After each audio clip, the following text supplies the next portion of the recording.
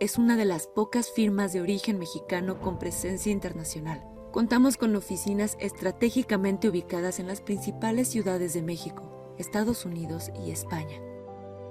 Con 250 profesionales altamente calificados y 20 socios comprometidos con la excelencia. Gracias por su presencia y participación en esta charla que preparamos. En nombre de todos los socios y principalmente el equipo que conformamos ahorita este webinar, pues les damos la más cordial bienvenida. En esta ocasión tenemos un invitado especial que es Enrique Iniestra. Enrique es director de Grupo Bursátil Mexicano, y pues lo invitamos porque justamente ahorita parte de los puntos medulares que estamos identificando, pues eh, responden mucho a esta estrategia financiera de Estados Unidos y bueno, pues nos dará ahorita un contexto interesante de estos aspectos macroeconómicos y todo lo que está sucediendo en función de lo que pues se está dando en este entorno. Y por nuestra parte, por la parte de SCAD, Emilio Ángeles, eh, Rodrigo Covarrubias y César Gámez, quien pues integramos este equipo también, porque nuestra especialidad son las prácticas globales, ¿no? Emilio es economista, pues especialista en empresas de transferencia y evaluación, y bueno, pues el enfoque global y todo lo que implica también todo este tema de los negocios globales, y que intercambian bienes principalmente con Estados Unidos, pues tiene un alto conocimiento, al igual que Rodrigo Covarrubias, quien es nuestro socio de la práctica fiscal internacional. Por la misma naturaleza, pues la sensibilidad que tiene con nuestros clientes en Estados Unidos, pues eh, eh, tiene una sensibilidad muy desarrollada y bueno, nos va a compartir también un poco todos los efectos que se pudieran estar vislumbrando, el enfoque un poquito más de México hacia afuera, creo que momento de ver hacia adentro y por eso es que también viene con nosotros Héctor Gámez, quien también es de igual manera es socio de nuestra práctica en impuestos internacionales. Tiene bastantes años de experiencia y muy enfocado también en los temas de negocios globales, ¿no? Eh, pues como anécdota nada más, desde hace un mes venimos planeando la presentación de este webinar. No estábamos decididos si este día sería el adecuado. Venimos tratando de plantear varias fechas importantes, pero al final vemos que las cosas siguen caminando, hay cambios todos los días y bueno, pues uno de los puntos, y antes de empezar que quisiéramos compartirles es, pues los ánimos están muy animados entre Estados Unidos y China, ¿no? Hoy justamente que entran parte del paquete de estos aranceles recíprocos para gran parte de países del mundo, pues sorprende China con la respuesta, ¿no? de aranceles y impone aranceles del 84% a Estados Unidos. Y a su vez, pues Estados Unidos responde también y al final estamos llegando a un acumulado donde Estados Unidos está poniendo aranceles a China del 104%, ¿no? Por supuesto que Te esto dije entrar, nada más se que ve como que con, no se tenemos ve con un entendido. efecto, se ve con un No, efecto devastador al interior de, de estos dos países y bueno, pues me parece que uno de los grandes jugadores y grandes oportunidades, pues simplemente por esta situación va a ser México, ¿no? Y creo que es donde nos vamos a enfocar el día de hoy, ¿no? Y otro tema importante que les compartimos, pues el tipo de cambio ahorita ya estaba alcanzando casi los 21 pesos, ¿no? Más o menos en la mañana andaba en los 20.93, que ahorita seguramente Enrique nos platicará un poquito más de cómo se están moviendo los números el día de hoy, pero me parece que es un día importante, complicado, pero pues a río revuelto, pues ventaja del pescador, y yo creo que esa es la posición de México, ¿no? Eh, Quisiera, antes de empezar con el proceso, a ver, permítame tantito. Eh, ok, hago un recuento muy rápido de cómo inicia todo este proceso, pero este, como recordarán, a partir prácticamente de la toma de protesta del actual presidente de los Estados Unidos, pues se intensifica un plan, ¿no? Y con dedicatoria especial para México, ¿no?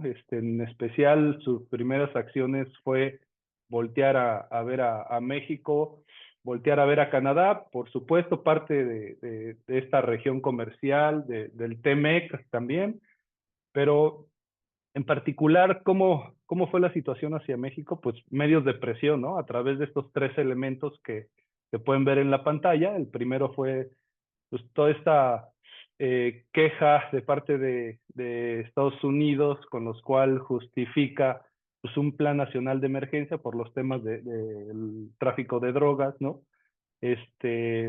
Anuncia la denominación a los carteles mexicanos como organizaciones terroristas, ¿no? Y posteriormente, pues el tema de los inmigrantes, ¿no? Que al final, pues la historia ya seguramente la conocemos, ¿no? Empiezan a tomar acciones, México también reacciona tomando acciones y al final del día, eh, esta amenaza justificada con el tema del Plan Nacional de Emergencia de los Estados Unidos, pues traía una connotación donde pareciera que el castigo era el tema de la asignación de aranceles, ¿no? Finalmente, pues ahorita vamos a identificar que esto no ha sucedido, ¿no? Fue, pues creo que ahorita ya un poquito a toro pasado podemos confirmar que efectivamente pues fueron medidas de negociación. Ahorita las condiciones de México han cambiado y lo vamos a aterrizar un poquito en las siguientes láminas que vamos a platicar con ustedes, pero al final, ¿qué es lo que se ve y cuáles son los objetivos reales de Estados Unidos, ¿no? Nosotros analizamos y me parece que son 4 puntos, que el primero es, pues, tratar de iniciar una reindustrialización para Estados Unidos, ¿no? Con este lema de hacer grande nuevamente a Estados Unidos y bueno, pues empezar a jalar nuevamente el establecimiento de los procesos de manufactura en Estados Unidos, ¿no? Pues en el corto plazo vemos que esto pues va a ser difícil. Yo creo que esto tiene su propia mecánica de tiempo, pero va hacia allá uno de los objetivos, ¿no? El otro y uno de los principales es el tema de la crisis interna que tiene con la deuda interna de Estados Unidos, que por supuesto parte de todo este proceso pues es la estrategia de empezar a colapsar internamente las finanzas para ir y orientar hacia la baja de las tasas de interés y pues, renegociar la deuda interna que tiene Estados Unidos, ¿no? Eh, el tercer punto, pues, es efectivamente renegociar las condiciones comerciales con México. ¿Por qué? Pues porque Estados Unidos sabe que ya tenemos un comercio importante, ¿no? De flujo de materias primas de la parte de los países asiáticos, ¿no? En particular y específicamente de China. Entonces, los procesos de proveeduría que hoy en día se tienen y la integración de los materiales en productos que se elaboran y se exportan a los Estados Unidos, pues ya es, es importante. Entonces, por ahí me parece que cierra un poquito la puerta, ¿no? Tratando de ser congruente con esta política de China y de atacarlo. Y al final del día, pues es esta guerra del nuevo posicionamiento y orden económico mundial de conservar la supremacía americana frente pues, a este gran gigante asiático que hoy en día pues, ha influido de manera importante en esto, ¿no? En términos generales, eso es como el plan general que vemos y pues la manera es cómo se ejecuta, ¿no? Y ahí es donde viene pues el juego de mandar los mensajes y toda la estrategia que se está planteando, donde pues, es muy confusa, ¿no? Y al final del día afecta a diversos sectores, ¿no? Y bueno, eh, este proceso va de esta manera y ahorita continuaremos platicando un poquito más de los detalles y entraríamos ahorita a la parte del análisis macroeconómico y le cedo aquí la palabra a nuestro invitado, a Enrique, para que Gracias. les platique ya sobre un poquito más el fondo de esta parte financiera. Adelante, Enrique, por Perfecto. favor.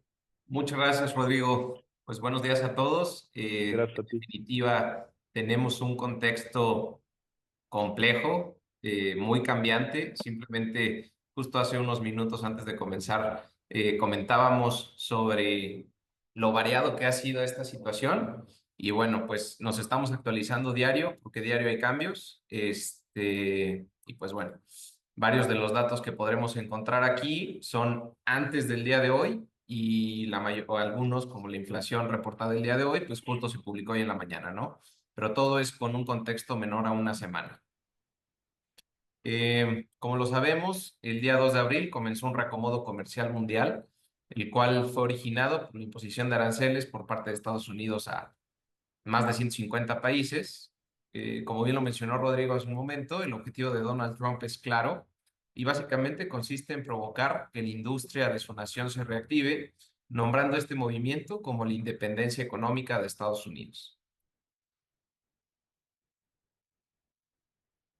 ¿En qué posición se encuentra México en este contexto de imposiciones arancelarias?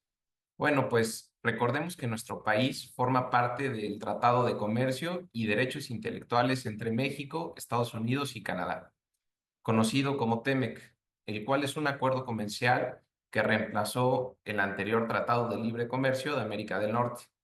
El TEMEC entró en vigor el 1 de junio del 2020 y tiene una vigencia de 16 años hasta el 2036. En julio del 26, los países podrán decidir si extienden el tratado por 6 años más, hasta el 2042, e involucra sectores clave como energía, tecnología y automotriz. Esto es con el objetivo de ponernos en un contexto. Y bueno, México se encuentra por el momento exento de estos aranceles recíprocos gracias al TEMEC. Es por esto que lo mencioné. A continuación, observamos un listado de países con el que la imposición de tarifas recíprocas calculadas en base a lo que cada país cobra por productos estadounidenses. Como lo podemos ver aquí, aparece un listado, no aparecen los 150, pero tenemos dos diapositivas con el listado de los principales países y las afectaciones que se han dado. Obviamente, como lo comentaba Rodrigo ayer por la noche, hubo un incremento a los aranceles sobre el país de China. Entonces, este número vamos a ponerlo aparte porque, bueno, se actualizó justo ayer en la noche.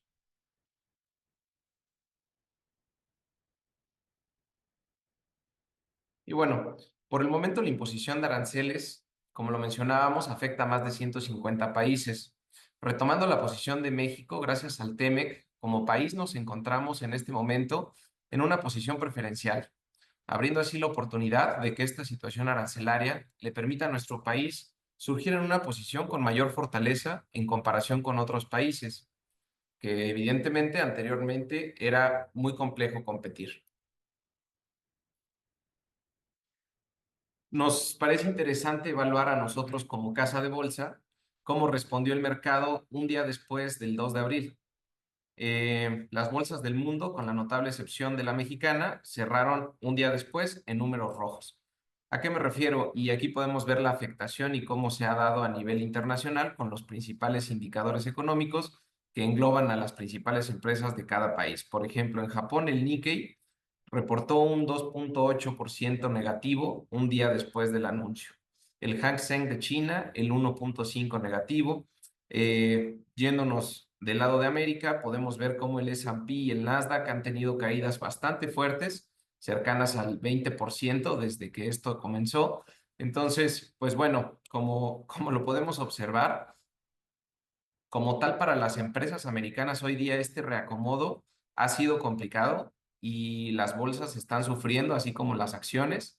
Y pues bueno, afortunadamente el IPC, que representa las 35 empresas más sobresalientes que cotizan en la Bolsa Mexicana de Valores, vemos que ha tenido un buen desempeño y sigue operando en terreno positivo una vez que ya comenzó toda esta situación.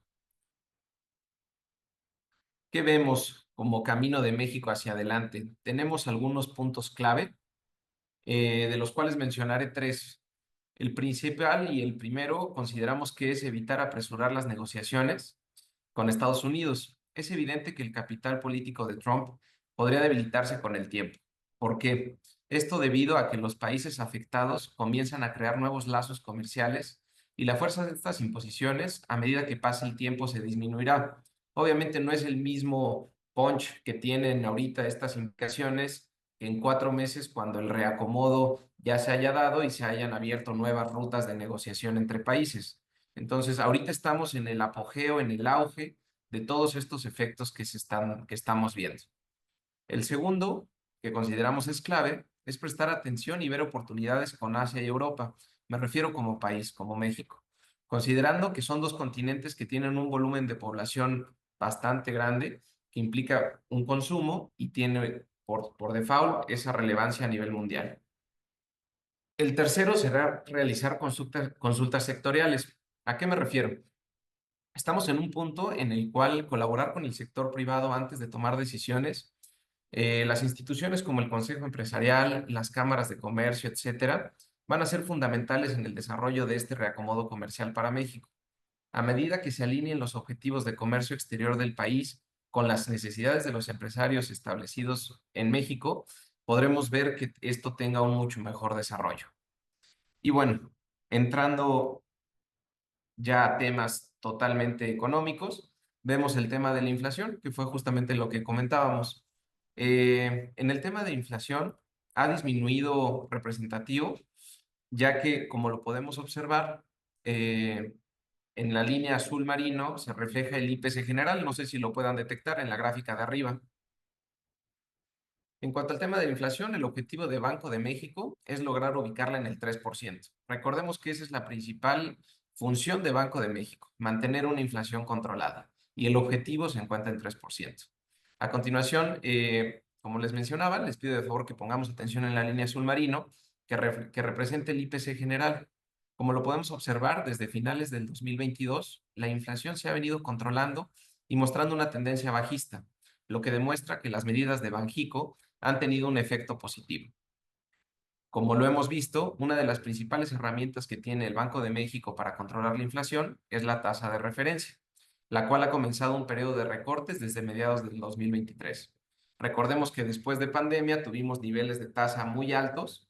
Eh, tiene dos caras este tema de la tasa. Obviamente, para el público inversionista es muy atractivo, ya que tiene una recompensa buena al poner su dinero a invertir. Pero del otro lado, para todos los empresarios que necesitan pedir un crédito, se vuelve bastante caro iniciar con una tasa de referencia alta.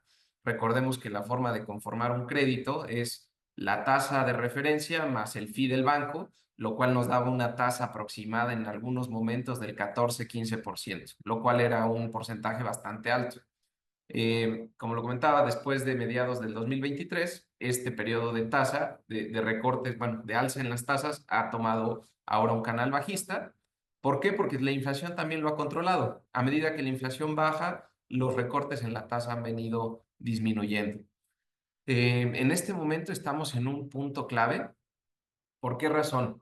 Eh, Como era de esperarse, el día de hoy se reportó la inflación de marzo con una ligera subida, alcanzando una tasa anual del 3,80 contra el 3,77 observado en el mes de febrero. Consideramos el ejemplo de la inflación reportada en el mes de marzo representa el claro ejemplo de lo que puede suceder si no hay acuerdos rápidos.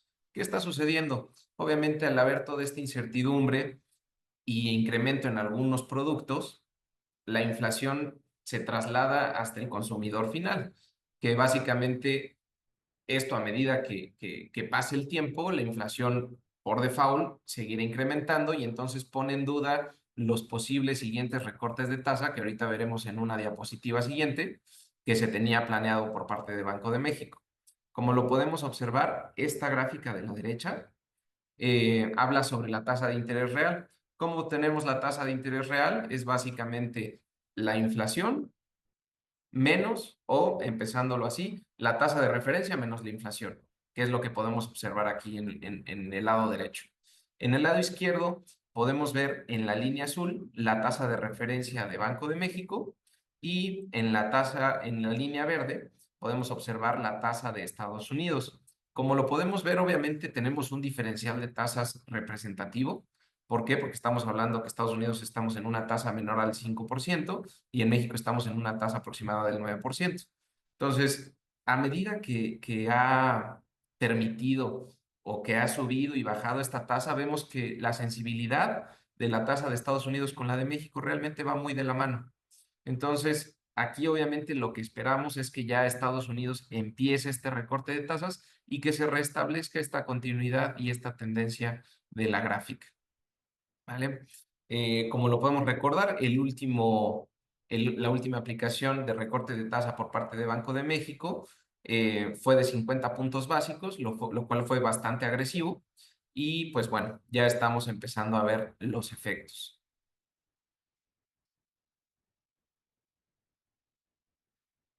Tenemos un punto clave al cual nos gustaría darle bastante seguimiento a partir de esta presentación y de todo lo que siga de futuras, que es la perspectiva de calificación crediticia. ¿Qué hace la perspectiva de calificación crediticia? Básicamente es cómo nos ven las tres principales calificadoras. En este caso nosotros seleccionamos Moody's, Fitch y el S&P, que son tres de las principales calificadoras a nivel mundial. Y aquí podemos ver en la gráfica de arriba cómo es que han estado calificando desde el 2012 hasta la fecha. Eh, todavía todavía en el 2019 teníamos una calificación de triple A, bueno, de A3, perdón, disculpa, es que cada calificadora tiene sus siglas, pero hablando de Moody's, teníamos una calificación A3. A partir del 2019 comenzó una bajada en la calificación crediticia del país, ubicándonos en este momento, de acuerdo a Moody's, con B triple A2.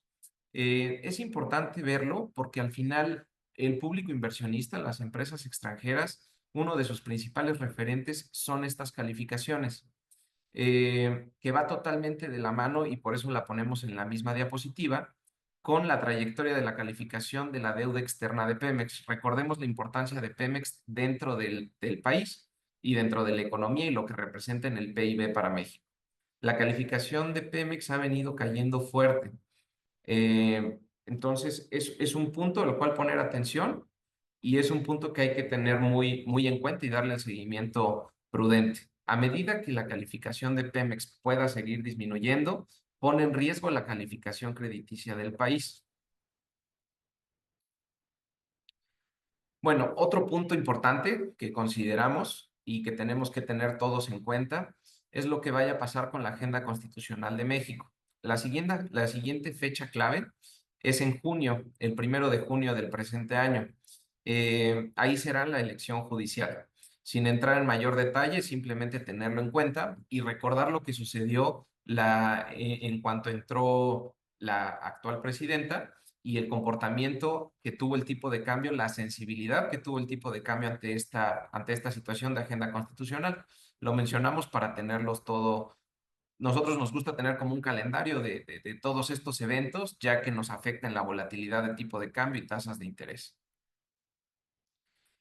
Bueno, en cuanto a las implicaciones de los aranceles de México a los bienes chinos, tenemos principalmente en artículos, o sea, en los artículos relevantes, tenemos aluminio, todo el tema de telefonía, autopartes, todo lo que son electrónicos, es donde está más cargado estas implicaciones de los aranceles de México a los bienes chinos, que tenemos el 56% prácticamente en dispositivos y equipos electrónicos. Y hago el ejemplo. Si todos vemos qué dice la etiqueta de nuestro celular o de nuestra computadora, muy probablemente estará fabricado en China, aunque esté diseñado, el ejemplo de Apple o de alguna empresa de este estilo, aunque está diseñado en Estados Unidos, está fabricado en otro país asiático.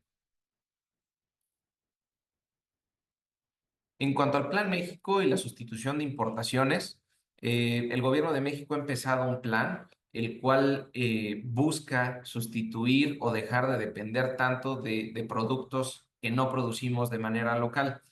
Esto obviamente lleva mucho tiempo, no es algo que pueda entrar en vigor en un corto plazo, estamos hablando de un mediano largo plazo por todas las implicaciones que esto conlleva. Y bueno, adelantándonos un poquito más ya a temas totalmente de indicadores económicos clave, tenemos esta pantalla en la cual nos engloba principales indicadores. Por ejemplo, el PIB, podemos ver cómo ha venido comportándose y cómo del 2023 al 2024 tenemos una baja en el crecimiento del PIB importante, de más de la mitad. Y lo que tenemos ahorita de expectativa para el cierre de este 25 de este año 2025 lo ubicamos en 0.5%. Recordemos que el objetivo de Banco de México y la expectativa antes de que todo esto sucediera, estábamos en niveles del 1.9, 2%.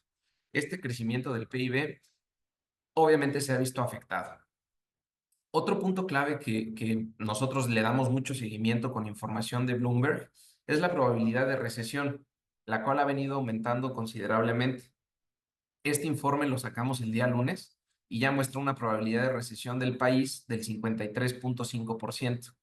Estos datos los arroja un conglomerado de más de 40 bancos a nivel internacional, por lo cual la información es total, o sea, vaya, no está sesgada. ¿Por qué? Porque los bancos son a nivel mundial y no tienen ningún compromiso con nadie, simplemente reportan lo que ellos, como ellos tienen la sensibilidad de estos diferentes indicadores.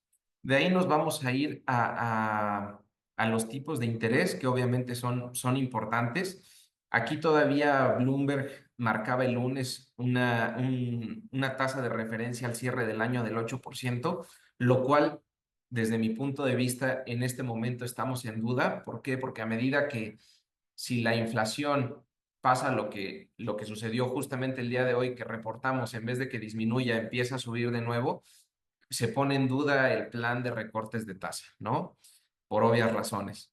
Y bueno, nos vamos a la última diapositiva que engloba prácticamente el tema de tipo de cambio, que pues obviamente aquí nos afecta a todos los participantes, porque ya sea que somos importadores o exportadores, podemos ver un promedio de la expectativa como les comentaba, en este caso fueron 37 contribuidores de bancos de Asia, de Europa, de Estados Unidos, de México, etcétera. Yo prefiero siempre basarme en el promedio. Eh, Hemos tenido como una mayor asertividad basándonos en el promedio, que es el segundo dato que podemos ver. Primero está la mediana, después está el promedio. Y vemos que para este trimestre, para el Q2, tenemos un promedio ubicado en 20.67. Si nos vamos al mínimo y al máximo, vamos a tener unos rangos bastante abiertos. Regularmente lo que nosotros hacemos es basarnos en el promedio y sumar 60 centavos arriba, 60 centavos abajo, y regularmente por ahí está. Obviamente en casos extremos nos podríamos ir a un nivel de 21.90, lo cual hoy día no lo vemos tan descabellado, ya que el día de hoy en la mañana llegamos a un nivel de 21.08, considerando que la semana pasada estábamos en niveles abajo de 20, más de un peso en menos de 5 sesiones. Adelante, Rodrigo. Sí, gracias, Enrique. Oye, ahorita que comentabas esta parte de los índices nacionales, eh, quisiera preguntarte cómo ves eh, el tema de que Estados Unidos, algunos analistas en los diarios de mayor circulación de Estados Unidos están hablando de una entrada ya a una recesión clara en Estados Unidos. ¿Tú lo visualizas, lo compartes? Y también si fuese así, ¿cuál pudieran ser entonces los efectos que van a repercutir a México? Claro, pues vaya, al final estamos en una economía muy conectada con la de Estados Unidos, entonces obviamente la repercusión consideramos que puede ser prácticamente como un reflejo y lo podemos ver justamente en este indicador de la diapositiva pasada de la probabilidad de recesión. La probabilidad de recesión en Estados Unidos también ha venido incrementando prácticamente proporcional a la de México. Entonces, creemos que sí, realmente una recesión en Estados Unidos pudiera representar para México una situación muy similar.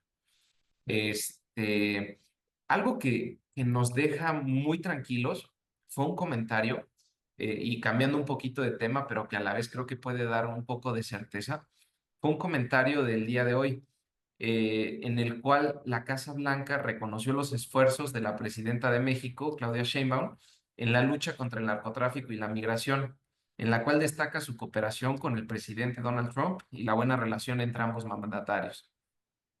La vocera Caroline subrayó las medidas significativas que México ha tomado, como la campaña de prevención contra el fentanilo, por lo cual Trump elogió públicamente a Sheinbaum y anunció que replicará dicha campaña con $100 millones.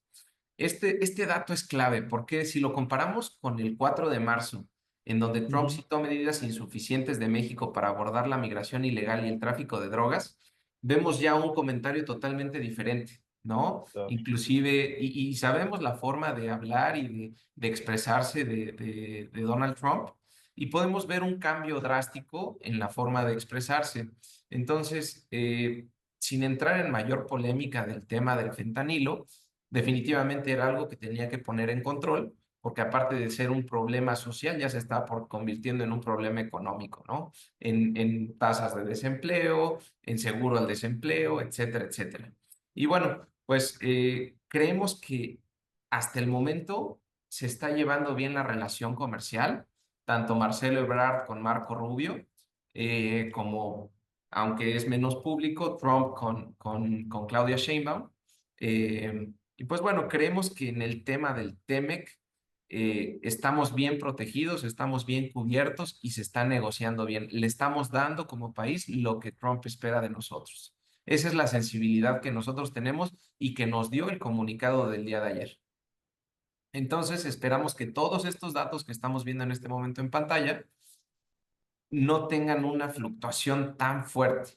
¿Por qué? Al no vernos o sea, implicados en el tema arancelario. Claro, claro. Sí, ¿Vale? Y pues excelente, bueno, Enrique. concluyendo esto, Rodrigo, con esto me gustaría terminar, a excepción de que salga algún comentario extra. La expectativa que tenemos nosotros para el cierre del año, que es una pregunta muy frecuente, vemos un nivel de 20.71. ¿Por qué? ¿Por qué vemos este nivel si hoy estamos en 21 aproximadamente? ¿Por qué? Porque al final esperamos y estamos, entre comillas, tranquilos que esto debe de ser temporal, no puede ser permanente, ya que las implicaciones para la economía, tanto americana como de México, como de Canadá y todos los países implicados, sería devastador. Al tener este tipo de aranceles, los precios al consumidor finalmente van a subir. Y esto afecta directamente al objetivo de todos los bancos centrales a nivel mundial, que es preservar la inflación. Entonces, estar hablando de que esto sea prolongado, habla de tener una inflación más alta y que va a llegar el punto en el que no va a ser suficiente estar subiendo nuevamente tasas en caso de que lo llegaran a hacer. Entonces, me gustaría concluir con eso. La perspectiva y la sensibilidad que nosotros tenemos es que esto es temporal y por eso vemos una estabilidad en el tipo de cambio de aquí al cierre del año. Sí esperamos ver bandazos, pero esperamos que regrese. De acuerdo, Enrique. Y relativamente ha sido esto muy rápido, ¿no? Pues estamos hablando de que a finales de enero empezó todo este Correcto. proceso así tal cual, se empezó a gestar y ahorita estamos justamente en febrero, marzo, abril, o sea, 3 meses. Ujú. Eh, pues a lo mejor, ojalá y tengas voz de profeta para que esto pues pase rápido, ¿no? Y sea un proceso de estabilización y las consecuencias para terceros pues sean lo menos posible, ¿no? Los daños colaterales. Totalmente de Este, acuerdo, Rodrigo. Tal vez juega un poco el sentimentalismo, pero aparte del sentimentalismo juegan los datos económicos y vaya, ya vimos qué es lo que va a pasar con la inflación, ya lo vimos en el mes de marzo, ¿no? Y esto también va a aplicar para la economía de Estados Unidos. Por eso creemos que no puede ser sostenible, tiene que ser totalmente pasajero este por reacomodo. supuesto, por supuesto. Gracias, Rodrigo. Muchas gracias. Y de la mano con lo que venimos platicando, pues justamente este proceso me parece que la situación al final pone en una posición estratégica a México, como lo estamos viendo, ¿no? Ahorita creo que los reflectores ya no están viendo hacia México y qué buen dato nos diste, Enrique. Al final son detalles importantes donde pues los mensajes son muy claros, ¿no? Oye, México, ya no te veo como un riesgo, sino al contrario, yo creo que eh, empiezo a verte nuevamente como un aliado, porque pues estar jugando en esta guerra al llanero solitario me parece que sería una mala estrategia de Estados Unidos, ¿no? Ahorita los reflectores están hacia China, y me parece que ahora va el proceso de negociación con China y vamos a esperar entonces a ver cómo se tranquilizan las aguas y cuál es el resultado final, ¿no? Totalmente. Este, pues continuamos con el proceso y aquí me voy a ir un poquito muy rápido porque es un poco el antecedente de lo que ha sucedido. Como saben, los hemos estado manteniendo informados con nuestros boletines. Aparte, pues bueno, ha sido nota de todos los diarios oficiales del mundo, diría yo, sobre cómo se ha movido esto, pero en particular, pues lo de México, ¿no? Platicábamos de esta declaratoria inicial donde pues, se hablaba de un 25% de aranceles para todos los productos elaborados en México, ¿no? Posteriormente, pues el contexto, se recuerdan que se pospuso, este, empezaron a dudar que las acciones para marzo 4 no iban a aplicarse. Por ahí solamente un día aplicaron porque al partir del siguiente día, ese mismo día en la noche, cambió el contexto y al siguiente día ya se quitaron los aranceles. Eh, Posteriormente se define que entra este nuevo concepto prácticamente de los aranceles recíprocos, y aquí es importante también distinguir, ¿no? Inicialmente el proceso era con México, se le asignó y se está hablando de aranceles específicos para México, y saco también de contexto el tema del acero y del aluminio, porque eso ya se había platicado, ya se había implementado y, digamos, de alguna forma, esto es de manera independiente a la nueva política que empezó a establecer Estados Unidos para este arancel generalizado, ¿no? Entonces, posteriormente, el 4 de marzo cambia el contexto y si recuerdan, pues al final dicen, oigan, a ver, si tus productos no son originarios o no son elegibles para el TEMEC, pues van a pagar el impuesto, pero si sí lo son y caen y cumplen con las reglas de origen, entonces pues seguirá aplicando y vamos a seguir reconociendo las reglas del TEMEC, para que los productos entren con los aranceles que están negociados a través del tratado, ¿no? Así fue como queda. Y finalmente, pues la última que les comento fue esta declaratoria que ya fue una declaratoria de emergencia nacional y de seguridad. Pues no fue específica para México, fue para todo, pero la gran ventaja es que pues estos aranceles recíprocos son claros y dicen, pero México y Canadá pues, no forman parte de este proceso, ¿no? Algunas de las particularidades y datos importantes que ustedes deben de conocer, primero es que pues en esta política de aranceles recíprocos, pues los principales afectados es China, Europa, Vietnam, Taiwán, Japón, Reino Unido, y se establecen que a partir de hoy entraron en vigor. Y sí, confirmar, entraron en vigor el día de hoy, ¿sale? Este es un ejemplo de la lista de alrededor de 150 países que estuvieron señalados, pero pues digamos el punto importante aquí es que México y Canadá pues no formaron parte de este tema, entonces sí se le dio un tratamiento especial para México, ¿no? Y Canadá. Eh, Aunque Rodrigo, creo que traemos ahí aranceles para el aluminio, ¿no? Ya, ya que nos vienen aplicando. sí, y el acero, Emilio. Sí. Aluminios y aceros Ujú. en ciertas condiciones, ¿no? Principalmente son aceros y aluminios que son considerados productos que van como tipo materias primas o productos utilizados para procesos, procesos complementarios, pero hay muchos de los productos que México exporta y que son integrados con algunas de estas piezas que hasta el momento todavía no están sujetos al impuesto. Una de las excepciones, ¿no? Es que entre particularidades y excepciones, aquí lo mezclé un poquito, pero son datos relevantes, es que pues, todos los productos relacionados o bienes relacionados con las ayudas humanitarias, ¿no? Este famoso artículo 50, o capítulo 50, pues estos no entran dentro de este esquema. Ante una situación así, pues las puertas están abiertas para que puedan introducirse sin aranceles todo esto, ¿no?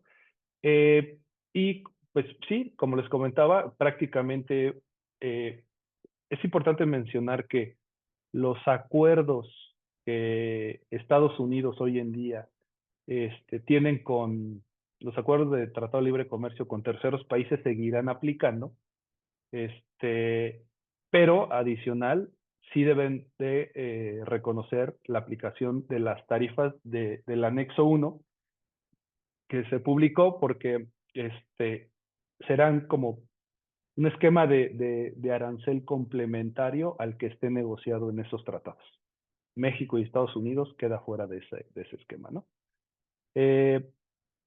Y el 5, pues aquí me parece que la parte más relevante donde puede tener un efecto, no puede, más bien tuvo un efecto importante, pues es en el sector de automóviles y de sus partes, ¿no? Sus autopartes. ¿Por qué? Porque sí se establece que el 25% de la manufactura los productos automóviles, pues deben de cumplir con mínimo el 25% no manufacturados en Estados Unidos, ¿no? Entonces, hoy en día, pues la industria automotriz tiene un alto porcentaje de integración de bienes no de la región, entonces los efectos y el arancel que estableció Estados Unidos para los autos, pues van a tener un impacto, ¿no? Y más ahorita, esperemos a ver cómo termina justamente el día, porque pues todavía no han definido exactamente esta aplicación del 104% para los bienes de chinos, cómo va a afectar justamente el sector, ¿no? Y por el otro lado, para el caso de las autopartes, pues se prorrateó la entrada en vigor, ¿no? Con esta sección 232 que se publicó el 3 de abril, para que entren en vigor. La regla dice que hasta el 3 de mayo, entonces puede ser que sea antes, pero por el momento pues están suspendidos, ¿no? Otro dato importante es que al final quedan fuera de los aranceles recíprocos los sectores relacionados con el cobre, los farmacéuticos, semiconductores, artículos de madera, minerales críticos y productos energéticos que habíamos visto que era un sector relevante, y al final Estados Unidos dice, esos tendrán un tratamiento distinto y pues seguramente no jugarán en las condiciones de estos aranceles recíprocos. Adelante, alguien, por ahí levantado alguien la mano. No. Sí, correcto, Rodrigo. Bueno, comentaba un punto. La Secretaría de Economía de México en su momento estimó que un arancel del 25% a las camionetas pick-ups aumentaría el precio aproximado de $3,000 por vehículo, ya que el 80% de las camionetas vendidas en Estados Unidos son importadas de México. Ese es un dato bastante importante a considerar. Y esto pues obviamente podría resultar en la pérdida de 400,000 empleos en diversas industrias, impactando a las empresas mexicanas y estadounidenses con operaciones en México, particularmente en el sector automotriz. Y aquí mencionamos tres principales: Ford, GM y Stellantis. Exacto. Y Y que por ahí justamente... si me adelante, permites adicionar, ahorita lo que dice Enrique es, si aumenta el precio de las camionetas, imagínense la agricultora, el sector agricultor. Compran muchas camionetas, y tractocamiones y todo lo que sea. Entonces sube el precio allá de la producción. Y si nosotros importamos maíz, si importamos perecederos, entonces ¿qué va a pasar? Aunque nosotros no metemos aquí los aranceles recíprocos en México, indirectamente si nosotros importamos algo de Estados Unidos, ya va a traer un efecto de un precio mayor. ¿A quién le pega? A nosotros los consumidores finales, al ir a la tortillería, al ir al supermercado, al comprar quizá algunos autos también ya aquí en México que vienen de regreso, etcétera. Hasta aquí con mi comentario. Gracias. Exacto, Emilio. Sí tenemos una repercusión de incremento de precios forzoso porque existe una parte importante de bienes que van a integrarse a procesos en Estados Unidos y posteriormente retornan a México, ¿no? Ya como productos finales. Entonces, por supuesto que el efecto también inflacionario en la subida de costos, pues lo vamos a resentir, ¿no? Y bueno, eh, dicho lo anterior y viendo cómo quedan los esquemas de aplicación de los aranceles y ya teniendo esta segregación de cómo están implementados, pues al final el tema como escenario a futuro, vemos primero, pues lo comentamos un poquito ahorita con Enrique, ¿no? Esta incertidumbre de cómo va a continuar la política. Yo creo que aquí ya le bajaremos un poquito el nivel de estrés respecto de la posición de México, porque pues sabemos que por el momento estamos ya viendo una respuesta pues ya muy amigable con Estados Unidos respecto de la imposición de aranceles con nosotros, ¿no? Con México. Entonces ahí, pues al final sí nos ponen una posición privilegiada que me parece que ya internamente, pues la Secretaría de Economía y este grupo de, de, de empresarios mexicanos que están haciendo lo del Plan México, pues seguramente están viendo cómo tomar acción de esto y por ahí se habla también de una posible pues, rehabilitación o nuevo oxígeno para la figura del nearshoring que hace unos meses pues ya lo veíamos como que nos estaba diciendo adiós, ¿no? Dos, sí creo que todo esto al final va a ser también elementos de renegociación. Acuérdense que el próximo año viene el tema de revisar las condiciones del TEMEC para saber si continuamos por un periodo adicional eh, eh, teniendo los beneficios del tratado. Entonces, por supuesto que todo esto va a ser el preámbulo para una negociación pues más interesante con Estados Unidos, ¿no? En particular hay dos elementos. La calificación de origen, ¿no? Los productos que hoy en día exportamos, un proceso más riguroso de Estados Unidos para la vigilancia de la calificación de origen más estricta y pues de la mano con los valores de contenido regional, que es lo que se está buscando, ¿no? Claro. Y como tercer punto, adelante Enrique, perdón. Si quieres. Claro, gracias. Digo, nada más para entender un poquito el por qué el cambio del tono desde el punto de vista meramente económico, no olvidarnos que México fue el mayor socio comercial de Estados Unidos en el 2024 con 506.000 millones de dólares en importaciones, que son equivalentes al 27.7% del PIB de México. O sea, esos datos creo que son muy contundentes, tanto para la economía de Estados Unidos como para la economía de México, y nos hace entrar en un contexto que tenemos una dependencia bastante alta. Entonces, el tono tenía que bajar, hemos hecho las cosas bien, pero bueno, esto nada más para reforzar el comentario anterior, ya con números, ¿no? Claro, sí, por supuesto, exactamente, ¿no? Y un tema que ahorita justamente es el tema que nos va a compartir Emilio, es, va de la mano con estas cuestiones de atención y acción en este momento con lo que está sucediendo con la imposición de algunos aranceles que sí nos pueden aplicar, ¿no? Que es dos conceptos importantes. Uno, el tema de cómo jugamos hoy en día con la valoración aduanera, cómo podemos aplicarla adecuadamente.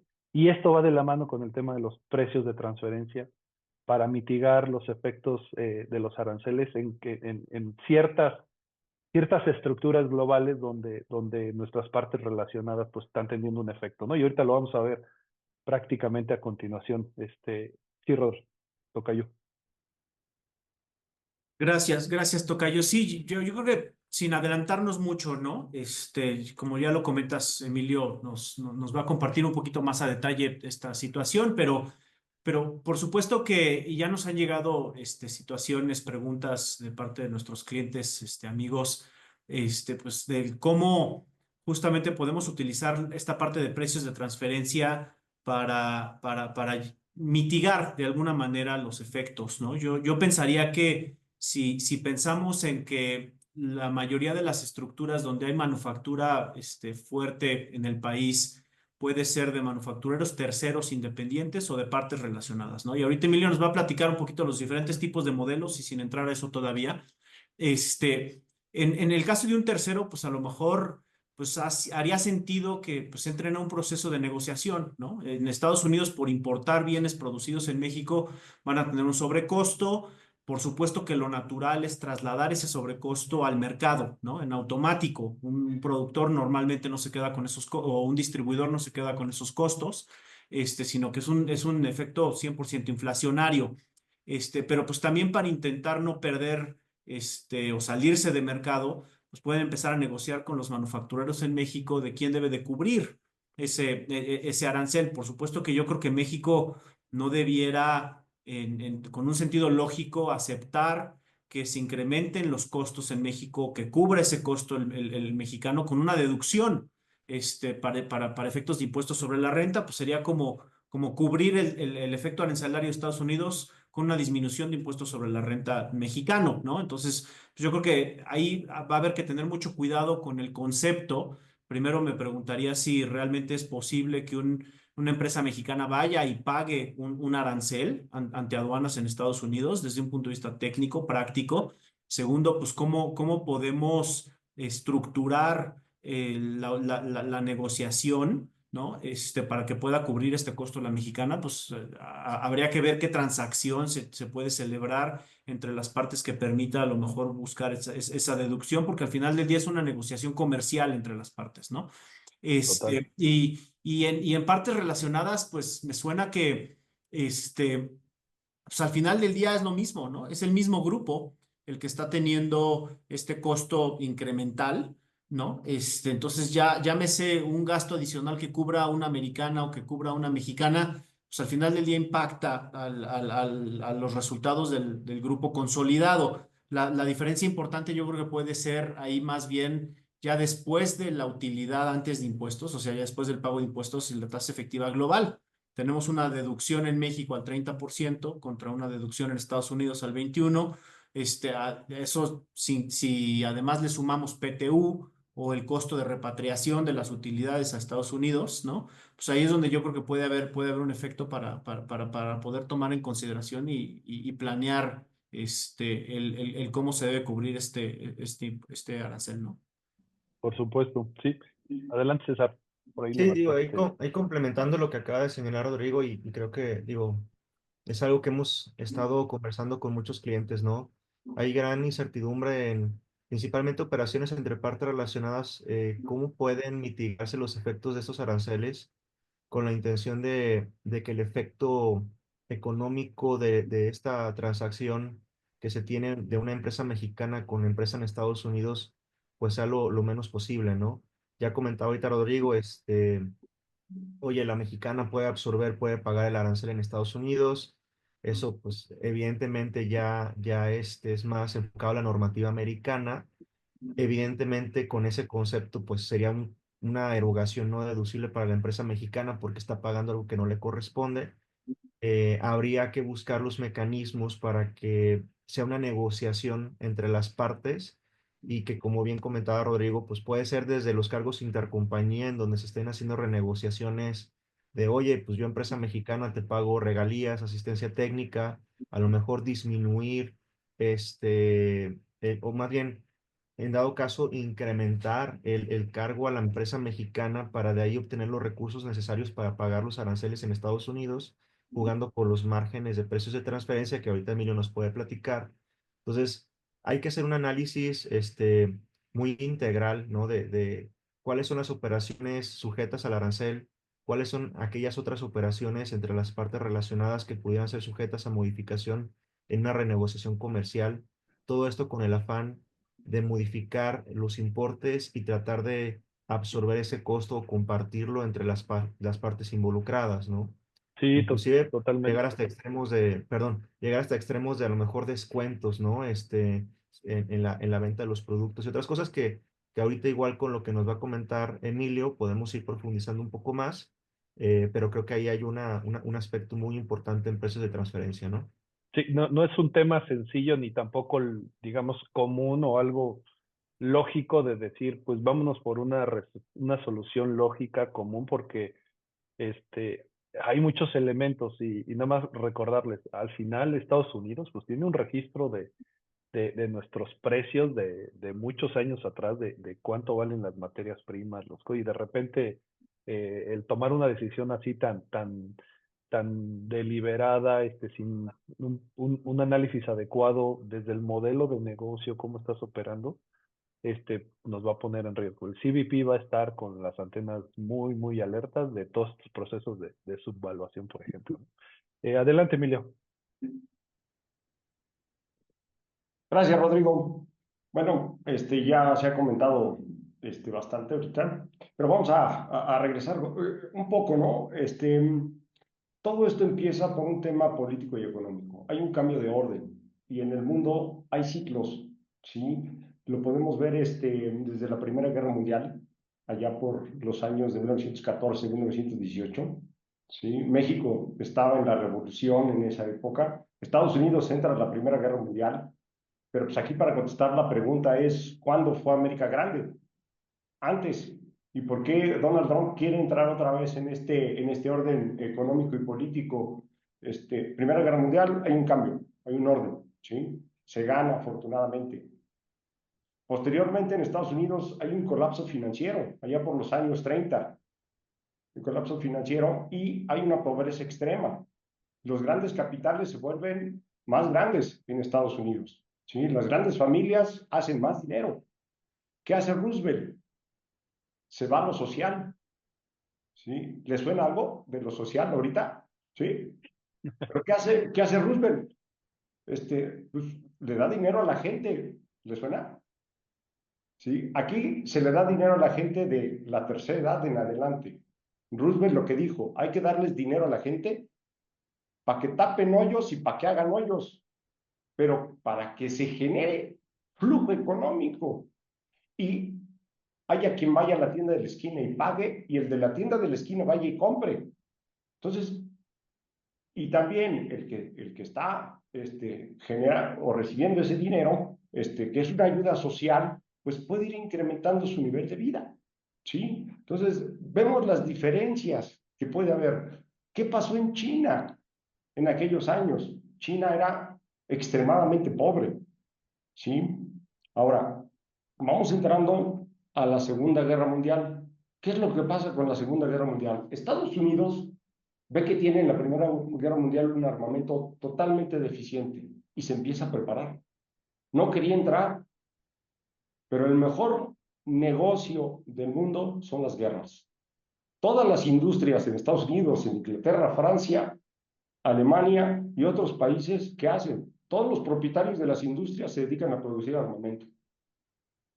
Escasea todo, ¿sí? Oye, ¿y en qué momento América fue grande entonces? Fue después de la Segunda Guerra Mundial, ¿sí? Vienen los generales de Alemania, entra el Plan Marshall para reconstruir toda Europa. Acuérdense que Francia, Polonia, Inglaterra inclusive, eran ciudades destruidas, la propia Alemania, todo estaba destruido. Entonces necesitaban mucha mano de obra en Estados Unidos, ¿sí?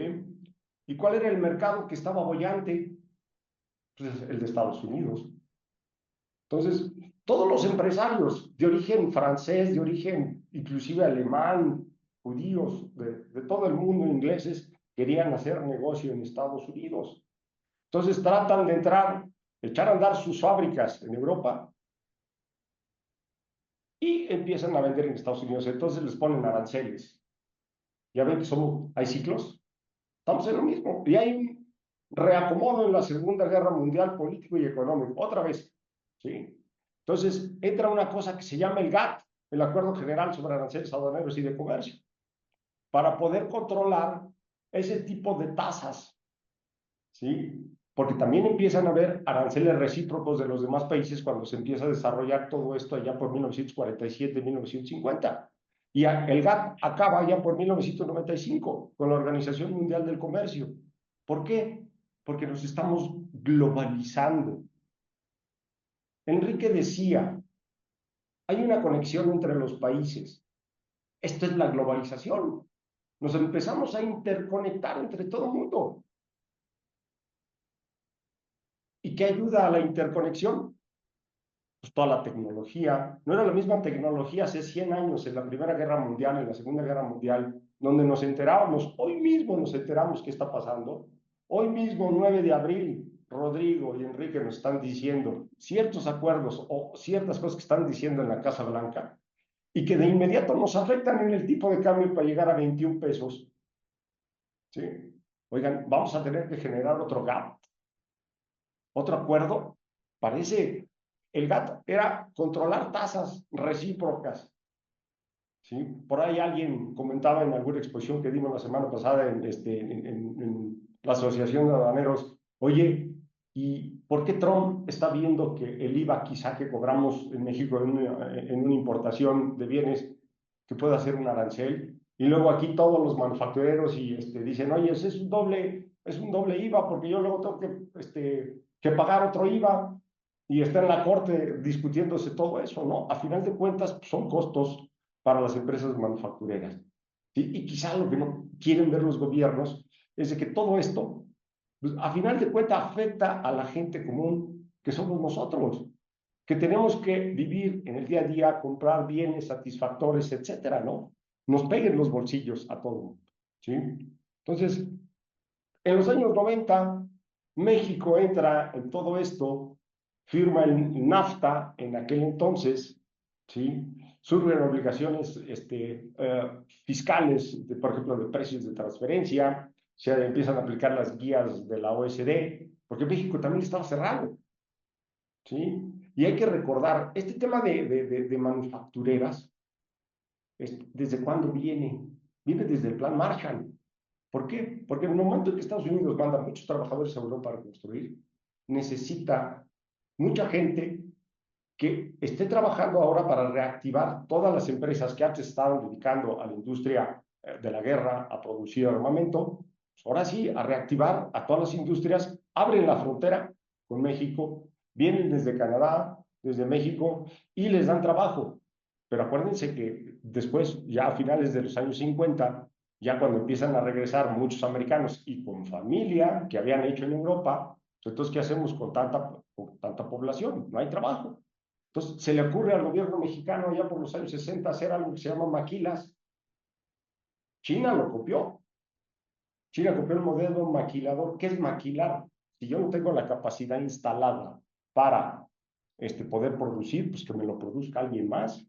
Le mando mi inventario, le mando mi maquinaria, que me lo transforme y que me lo regrese. Ese es todo ahorita estamos viendo cómo nos está repercutiendo. ¿Cuántos tipos déjenme ver, aquí está. ¿Cuántos tipos de conceptos de empresas pueden existir en México? Full fledged, manufacturera. ¿Qué hace la manufacturera total? Pues es una empresa que se creó hace muchos años, que durante el tiempo pues, diseñó sus productos, tiene sus marcas, tiene sus listas de clientes, tiene su departamento de ventas, tiene su departamento de compras, hace todo, tiene todo. Y aparte de México, a Estados Unidos exporta. ¿Le va a pegar los aranceles? Sí, sí le va a pegar. Cuando le venda a los clientes. Y aparte relacionadas, sean independientes. ¿Sí? Tenemos las manufactureras con riesgo limitado, que es el 2. ¿Cuál es la diferencia? Es casi igual que la full, nada más que esta empresa lo que dice, a ver, espérame, yo no me quiero meter en rollos de buscar muchos clientes. Hay un cliente que me asegura que me va a comprar durante 25 años y le voy a asegurar mi producción y mi venta a ese cliente en Estados Unidos o donde esté. Oye, mándaselo a Centroamérica, mándaselo a Sudamérica y te cargas. Entonces, ven las pero de todas formas, México tiene todo este tipo de manufactureras, cosa que otros países en el mundo no las tienen, ¿sí? El manufacturero con licencia. Imagínense que yo tengo una empresa y digo, oh, ya me quiero retirar. ¿Sí? Yo soy el dueño, ya me quiero retirar, pero tengo todos los procesos, tengo todas las patentes, tengo todas las marcas, tengo los clientes, y hay un amigo mío que me dice, oye, ¿me licencias todo eso? Órale, te lo licencio, es como si me pagaran una regalía por licenciarle mi manufacturera. Esa es la diferencia, pero en esencia van siendo las mismas, ¿sí? Ahora, la contract manufacture, a diferencia de las tres que tenemos del lado izquierdo, las primeras tres son dueñas del inventario. La contract técnicamente no es dueña del inventario, pero sí es dueña de la maquinaria. Las tres de la izquierda son dueñas del inventario y de la maquinaria. ¿Sí? Entonces, oye, pero es inventario. En el momento en que yo le presto un servicio de transformación, porque no es mío, en México, y lo regreso a Estados Unidos, ¿tengo que yo pagar en México el arancel? No. ¿Quién es el propietario del producto que estás transformando y regresando? ¿Sí? Que era lo que comentaba Rodrigo y César. Oye, ¿a quién le toca?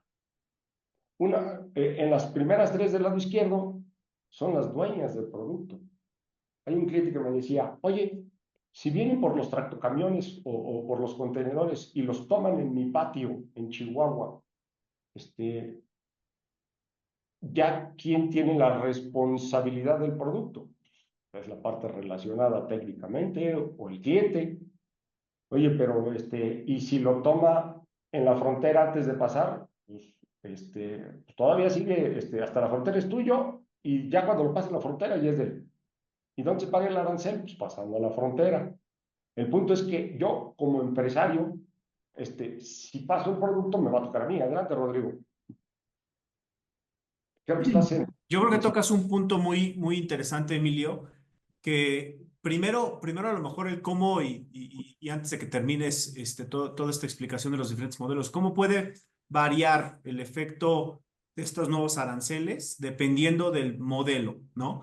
Pero ahorita comentabas algo muy específico de quién debe de pagarlo, ¿no? Yo a lo mejor un poquito con la intención de discutir un poco, ¿no? Poner un poco de controversia, yo diría que no es quien necesariamente es el dueño del producto, sino quien está fungiendo como importador ante el gobierno que está cobrando el arancel, ¿no? Entonces, por supuesto que esto es un tema mucho más técnico y a lo mejor hasta práctico de la parte legislativa en Estados Unidos.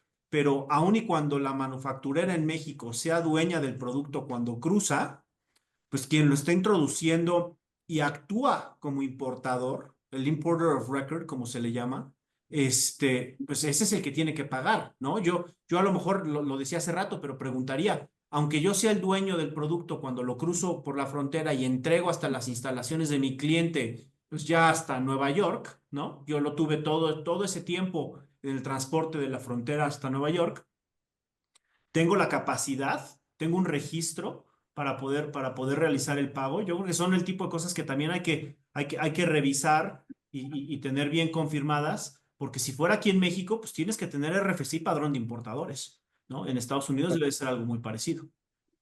Sí, hay un punto bien importante aquí, que se vuelve un tema entre determinación del valor para cuando voy a importar. ¿Sí? ¿Quién determina el valor?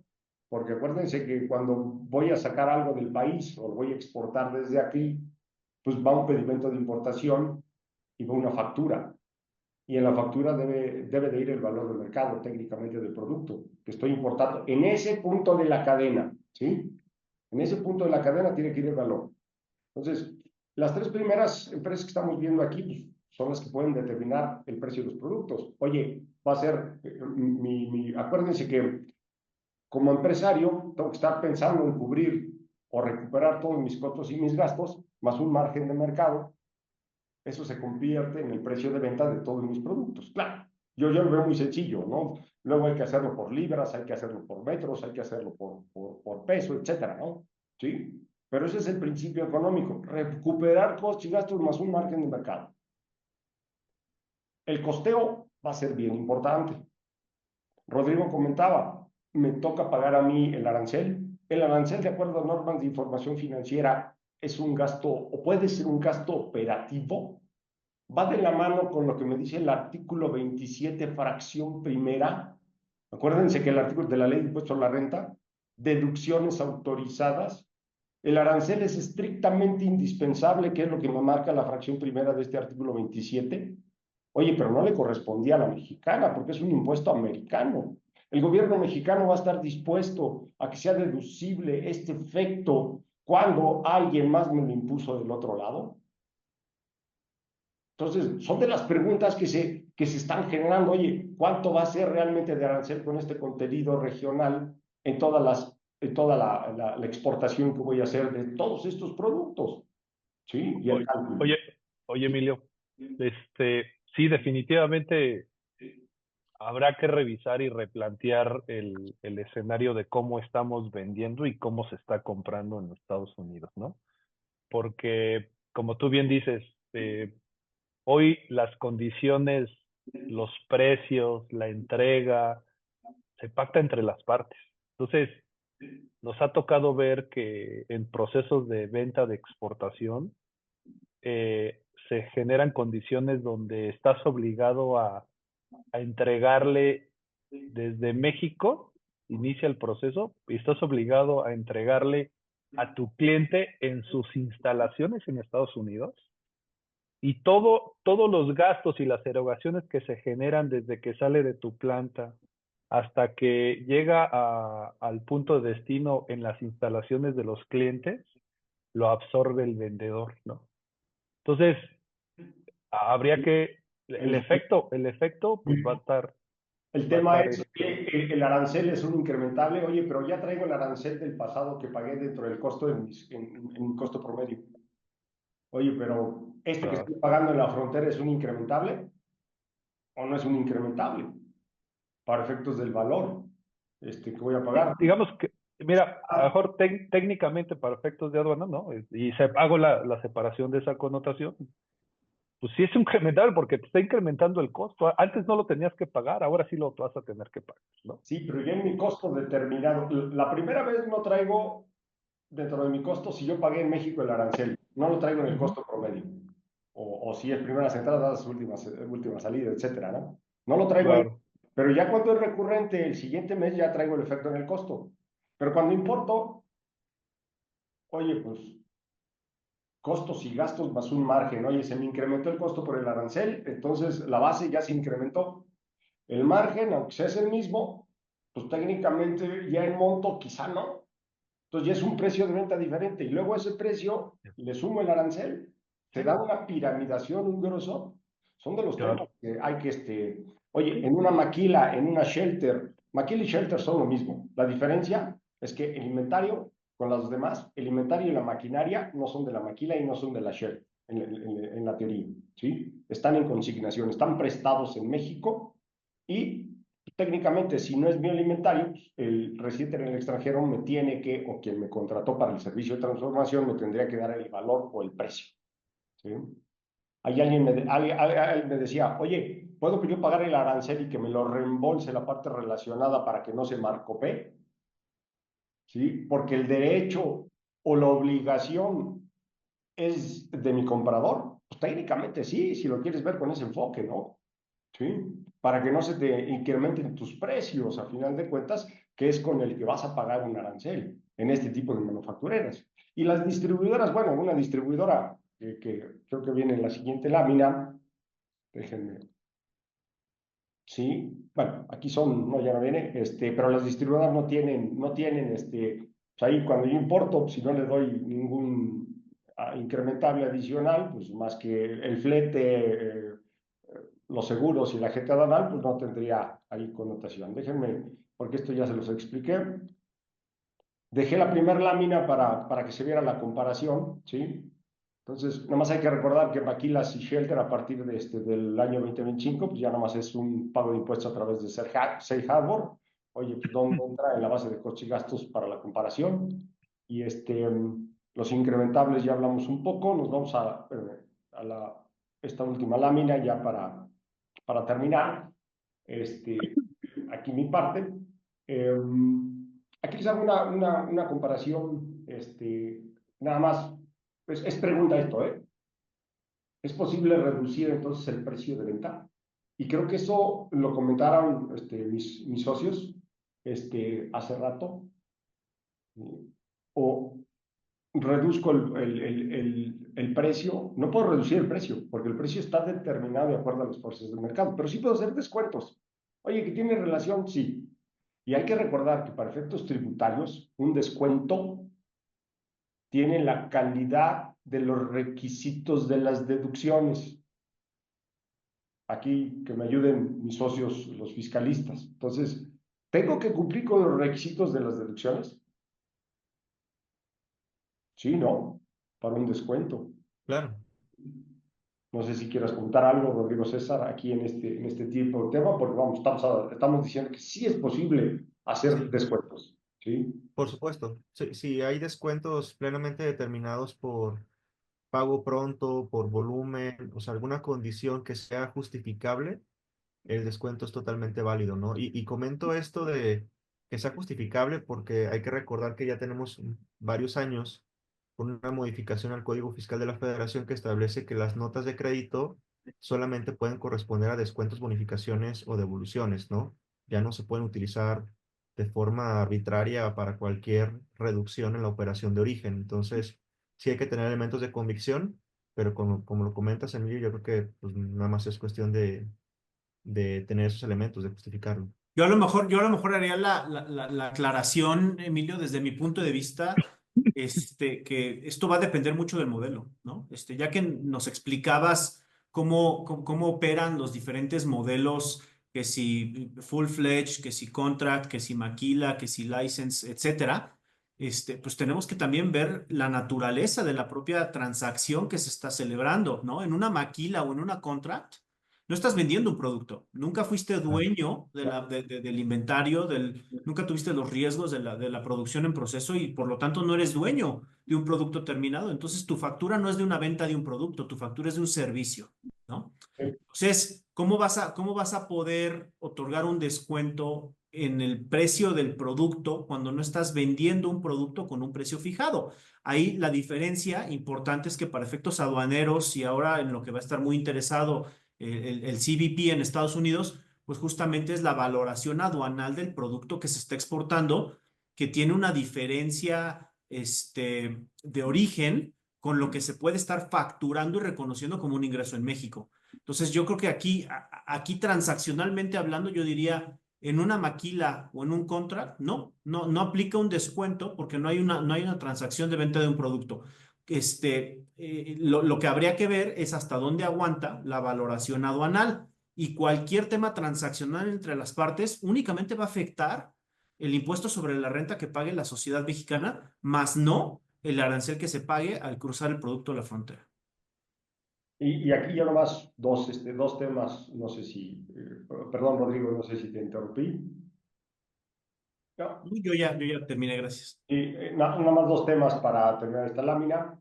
Si hago un descuento, ¿sí? Ese descuento dentro del estado de resultados que va a tener un impacto, estoy hablando financieramente y económicamente. Si soy parte relacionada, tengo que ver que mi EBIT o mi utilidad operativa siga siendo de mercado para efectos de México. Alguien me preguntaba, oye, no, pues yo le voy a dejar pérdida a México. Bueno, nada más hay que ver, porque si con estos efectos de aranceles se genera pérdida allá y pérdida aquí, pues puede ser, hay un equilibrio, una simetría, aunque sean diferentes países, ¿sí? Porque no te pueden hacer un ajuste de utilidad aquí y allá sigas teniendo pérdida o viceversa. Entonces, Que es ahí, bien Emilio, importante. sí, que ahí, Emilio, volvemos a lo que comentaba Rodrigo, porque depende del modelo. Yo cuando respondí a los descuentos es cuando evidentemente la empresa mexicana vende, ¿no? Pero como bien dice Rodrigo, oye, si es una maquiladora que realmente no vende, que lo que proporciona es un servicio de exportación, pues ahí no puedes otorgar un descuento sobre el producto. Podrás otorgar a lo mejor algún descuento sobre el servicio, pero para esos efectos, y recordando cómo funcionan las maquiladoras en materia fiscal, pues la maquiladora tiene que hacer tres cálculos. Tiene que hacer el Safe Harbor, 6.5 sobre costos y gastos, 6.9 sobre el promedio de los activos, y el cálculo tradicional del artículo 9. Y de la comparativa de los tres, pues determinas cuál es tu base fiscal, que en este caso, pues tendría que ser la mayor en el Safe Harbor, en la medida de que la del 9 no sea mayor. Entonces, Perdón, César, pero que además ni siquiera te va a servir, porque no tiene nada que ver eso con el valor aduanal. no, por No eso, te va a exacto, servir para mitigar el riesgo arancelario. Sí, porque correcto. no lo Y paga el arancel la mexicana, en este caso. exacto, exacto. No funciona para el tema del arancel, pero de lo que comentaba ahorita Emilio de tener pérdida en México, pues si es maquiladora no vas a tener pérdida. Es imposible que Yo me tengas pérdida. refería a las primeras tres que están del lado izquierdo, las full, Ah, ok, las, ok, las, las limitadas, las manufactureras claro, limitadas, las de licencia. Esas, las que tienen en propiedad el inventario y lo transforman. ok, ¿Sí? de A eso acuerdo. me refería aquí en medio con pero al Sí, mismo tiempo la entidad en México debe de cuidar eso. ¿Sí? Hay por otras supuesto. empresas que me han preguntado, oye, pero yo no tengo partes relacionadas y le voy a dejar pérdida a México porque todo lo que vendo, ¿sí? Y voy a aguantar 3, 4 años mientras, señor, le digo, nada más aguas con el artículo 42 de la ley del impuesto a la renta, porque no te permite tener pérdida bruta, ¿sí? Te limitan el costo de ventas para que sea deducible, porque tu costo no puede ser mayor que tu precio de venta, ¿sí? Entonces, Claro. hay que checar todo eso, ¿no? Y Entonces, aquí nada más reiterar el tema de la diferencia en los modelos, Emilio. Yo creo que ya hemos venido platicando desde hace, pues, a lo mejor unos 2, 3 años probablemente, sobre todos los cambios que ha habido en la parte regulatoria, en lo estricto que es el manejar una empresa con un programa IMEX. Si es una maquiladora para efectos de la ley del impuesto sobre la renta, pues todavía estás más siempre en cuerda floja con un vínculo entre los requisitos que pueden tener estas empresas en la parte de comercio exterior, IMEX, anexo 24, el control de inventarios, etcétera, con el riesgo del establecimiento permanente, ¿no? Entonces, ya desde hace tiempo, como se han venido pues, recortando los beneficios que realmente existían para las maquiladoras puras, pues esa sobreregulación pues nos lleva y ahora la gota que derrama el vaso justamente es la eliminación del APA, ¿no? 6.5, 6.9, pues está resultando también con una carga fiscal importante en México. Entonces, hemos estado recomendando mucho la reevaluación de los modelos. Justamente si también desde el punto de vista de todo este tema arancelario, estamos viendo que además un modelo de maquila no nos permite ni siquiera poder tener flexibilidad en el tema de quién cubre el costo arancelario, porque no hay una transacción de compra-venta del producto y el valor del producto que se declara, pues entonces a lo mejor es un elemento más agregarle una evaluación mucho más integral en cuanto a los modelos que están utilizando las multinacionales para manufacturar en México, ¿no? de acuerdo, de acuerdo. Claro. Y ahí vamos, ya empezamos con algunas reflexiones, Rodrigo. Y ahora más para contestar la pregunta es, ¿cuándo fue América Grande antes? Después de la Segunda Guerra Mundial, que se empezó a eh, dar mayores beneficios a la población americana, ¿sí? Entra mucho dinero a Estados Unidos, crean los fairways famosos, son copiados de las carreteras Estrada alemanas, los llevan para allá, hay una interconexión, se empieza a expandir la clase media en Estados Unidos después de toda esta ayuda de Roosevelt que inició, ¿sí? Entonces, ¿qué quiere Trump ahorita? Pues otra vez que el comercio esté enfocado solamente en Estados Unidos. Yo a lo mejor preguntaría, agregaría esa pregunta, Emilio, de cuándo fue América Grande. Yo le agregaría, ¿qué tiene que ver el déficit comercial que tiene Estados Unidos con que sea grande o no? Para mí, absolutamente nada. Es que eso lo hace grande. Al tener un déficit comercial, quiere decir que tiene mayores satisfactores y, y les cuesta más barato a la población americana, porque no es lo mismo Exacto. el precio por hora en Estados Unidos, que Roosevelt reguló todos los sindicatos. En aquel entonces empezó a crecer el precio por hora de los trabajadores, se vuelve caro, entonces hay que ir a ver a otros países donde producir, porque producir por hora se vuelven los costos y los gastos eh, más mayores en relación con la competitividad que puede haber en otros lados. Rodrigo García, adelante. Sí, gracias. Y a lo mejor valdría la pena ir ya cerrando reflexiones. Creo que esta es una muy importante. Y yo me gustaría empezar con, con esta reflexión y pasarles el micrófono a cada uno de ustedes para que pueda también ya cerrar su participación. De antemano les agradecemos a la audiencia por habernos aguantado estos minutitos adicionales, pero me parece que pues el tema nos quedó corto el tiempo, ¿no? Yo creo que deberíamos estar pensando en una segunda edición. Justamente ahorita acaba de llegar un comunicado de que de Estados Unidos finalmente incrementó todavía más los aranceles al 125, pero con una pausa de 90 días que se pueden ir aplicando de manera progresivamente hacia abajo, hacia la alza, hacia la baja, perdón, y pues por supuesto que es un medio de negociación muy agresivo, ¿no? Pero está sucediendo eso justamente en este momento. Total. Eh, Y a la par yo- que esto sucedió, que este comunicado se dio, bueno, así creo que fue el ejemplo perfecto, porque hace 30 minutos que estaba dando un comentario, dijimos que por la mañana, a las 7 de la mañana, llegamos al nivel del 21.08. En este momento ya tocamos el 20.45. Estamos hablando de 60, 50 centavos de subida y bajada. Ajustado. Imagínense esto, cómo va a En- pegar en el fix. O sea, el fix va a promediar arriba y ahorita ya se bajó. O sea, de verdad es un sí, tema bien complicado y la verdad es que en general sí recomendamos a todos las personas que están acompañando en esta presentación que pues en definitiva es un gran momento para tener buenos aliados como lo es SCAT, como lo es GBM, porque está demasiado, todo pasa demasiado rápido y hay que ser demasiado oportunos y ya no podemos dormir, ya no podemos, esto está demasiado complejo. Aquí la pregunta, Enrique, y perdón, César, ahorita te doy la palabra, es, ante tanto volatilidad, ¿no? Incertidumbre, ¿cuál es el momento adecuado para que digamos, a ver, vamos a hacer un análisis interno y posibles efectos? Porque están cambiando las situaciones de un día para otro, ¿no? Yo creo que, y hago mi opinión personal como tema de cierre, y ahorita le paso la palabra a César, pero me parece que este tipo de dinámicas y de evaluaciones ahorita tienen que ser multidisciplinarias, ¿no?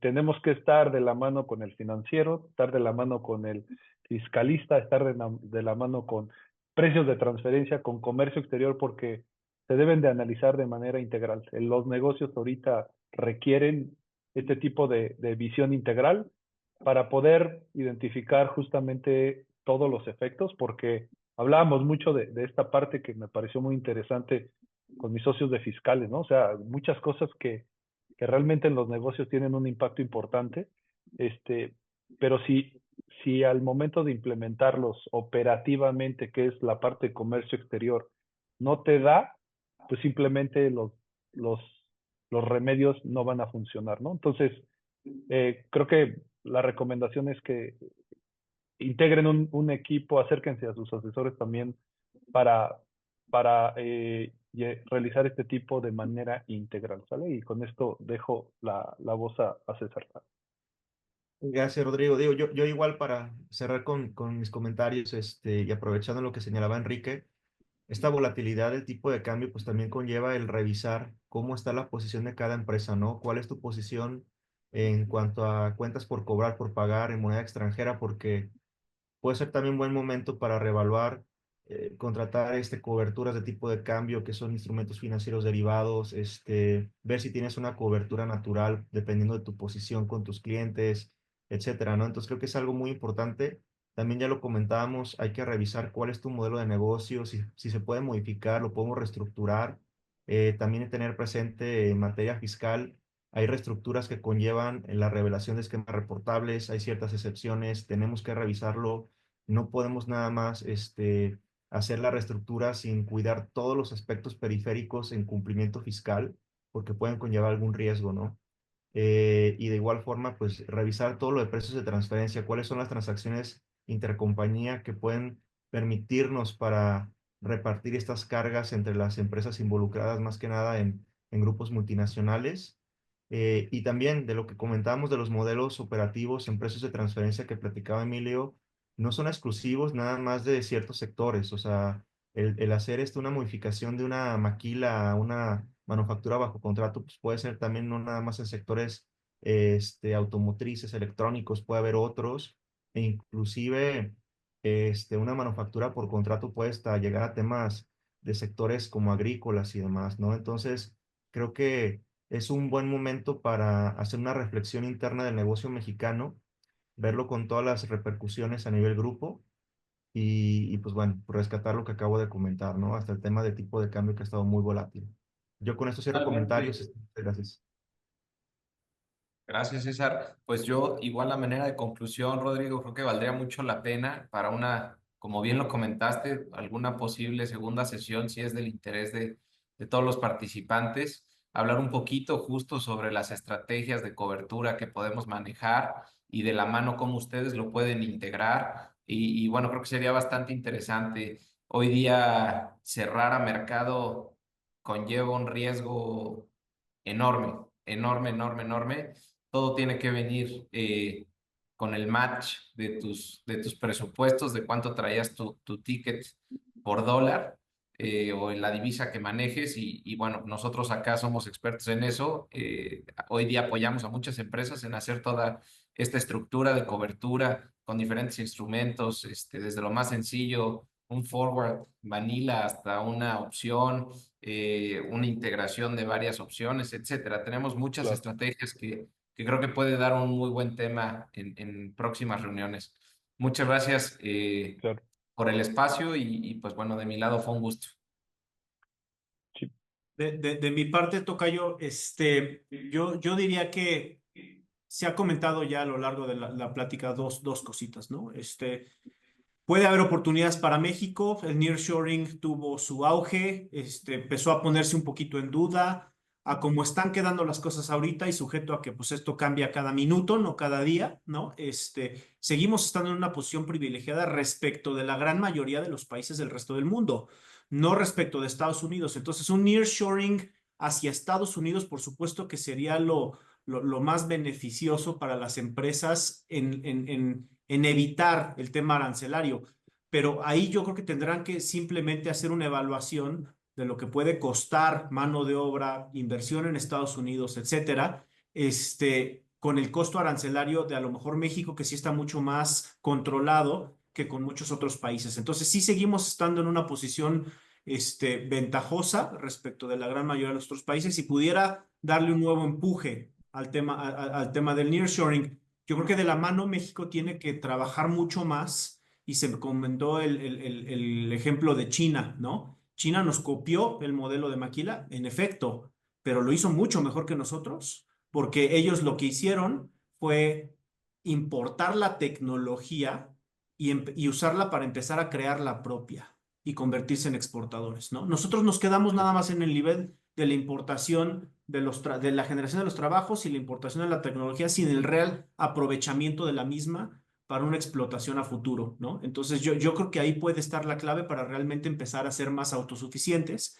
y darle el provecho al nearshoring que se puede llegar a dar. sí, correcto, tocayo. Tocaste ahí un punto bien importante, ¿no? Creo que 30 años nos hemos quedado un poco ahí estacionados con este beneficio, ¿no? Nada más de la Una zona parte de confort, ¿no? de la manufactura, exacto, ¿no? Como bien comentas ahorita, oye, Estados Unidos, China, empezó a diseñar ya sus propios autos, los mejoró, así como nos copió el modelo de Maquila, pues lo mejoró, ¿no? Así sucedió Exacto, con muchos exacto. productos de las patentes y los diseños, no nada más americanos, europeos también, que hoy en día, pues la calidad que tienen para hacer mejores teléfonos, mejores relojes, mejores electrodomésticos, mejores autos, pues ahí está el cambio. Y yo creo que por ahí deberíamos de estar pensando, pues muchas gracias. Y de la mano con esto, pues tiene que haber un programa de beneficios reales, porque no va a bastar con decir, tenemos aranceles un poco más medidos, sí, tráete el nearshoring a México, si no hay una plataforma de seguridad jurídica, de incentivos de otro tipo, con mucho respeto, creo que el decreto de nearshoring que está hoy en día se queda muy corto. Entonces, pues hay que crear un panorama de inversión también muy atractivo, ¿no? Claro, claro, y creo que ahí de la mano pues viene ya un tema de una posible reforma fiscal ya más ad hoc a lo que está sucediendo en el entorno global, ¿no?